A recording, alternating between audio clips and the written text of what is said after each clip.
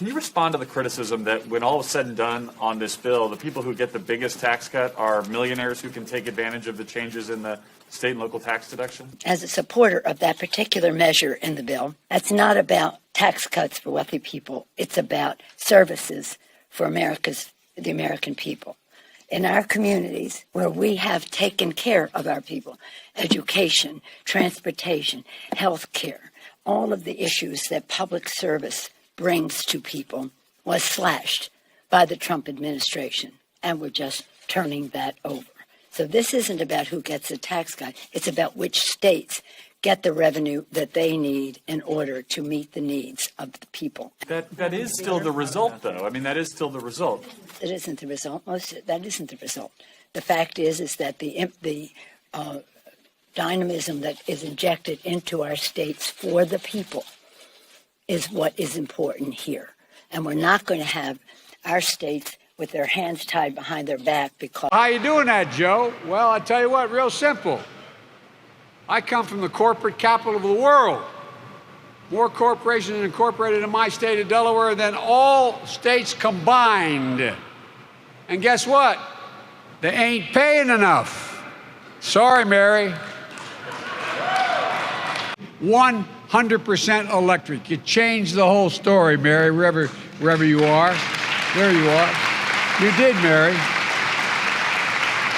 You electrified the entire automobile industry. I'm serious. You led, and it matters. But here's the deal.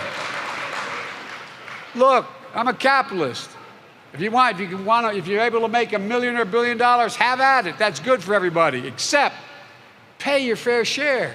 We have 55 corporations, 55 of the largest corporations in America, the most successful, paid not a single penny in federal taxes the last several years. And guess what? They made $40 billion. I want them to make money. That's good. But pay a little. Pay a little. None of you will have your taxes raised.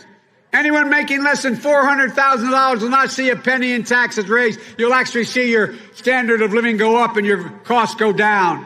But her approval ratings are low. I mean, do you think that's spreading to the American people when they answer some of these polls and have an opinion about her? Look, I think we've seen, it's not a secret, Anita, we've seen some drop in approval ratings, across the board. I will say that we also have to be, and we are very sober about the fact that there are some challenges, real challenges people are going through in this country. We had a tough poll for the president this week at ABC News with the Washington Post. Highest.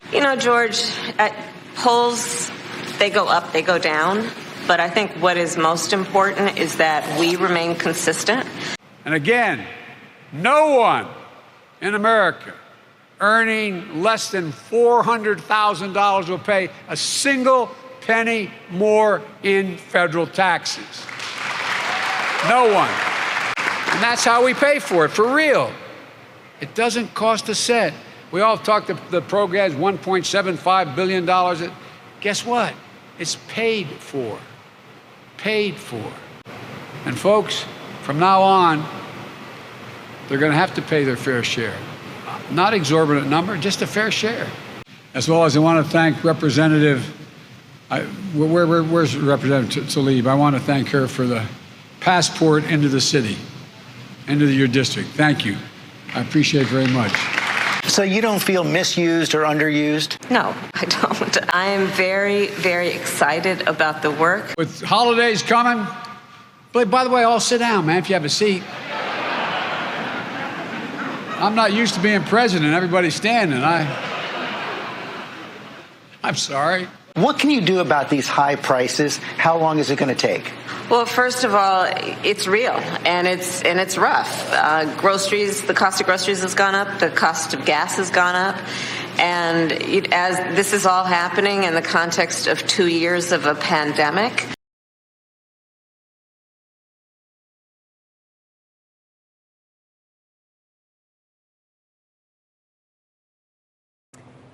So once again, I'm on the blue marker, huh? Yeah, the blue, and I got to take orders. You're here. Oh, okay. Okay. The vice president, after there were stories about her this weekend that mentioned low approval ratings, allegations of staff problems, Some of her allies have attributed this to sexism. Do you think she is receiving more criticism because she's the first woman of color to serve as vice president? Yes. Criticism from the outside? Absolutely.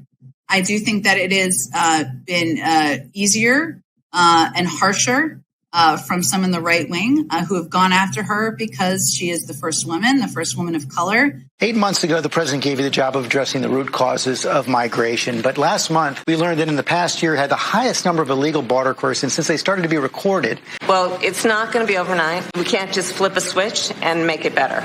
Back and forth than a press conference, because we haven't seen as many of those. Well, look, I think the important thing for people to understand, Anita, is that at a press conference, you take maybe 10, maybe 15 questions. He probably takes, I'd have to look at it, but 20, 30 questions a week. So, I think I have to say, I think that's more an issue related to the White House press corps, as it's their job to be, and DC press, than it is of a concern to the American public. They see the president answer questions multiple times a week. They see him speaking and providing updates. We put cabinet members, officials. The vice president just did a major interview today. I think it would be hard for anyone to argue that we are not providing information to the public. This truck,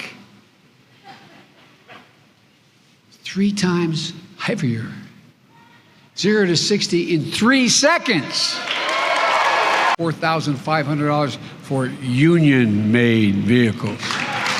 20 years, in which American infrastructure, first time in 20 years.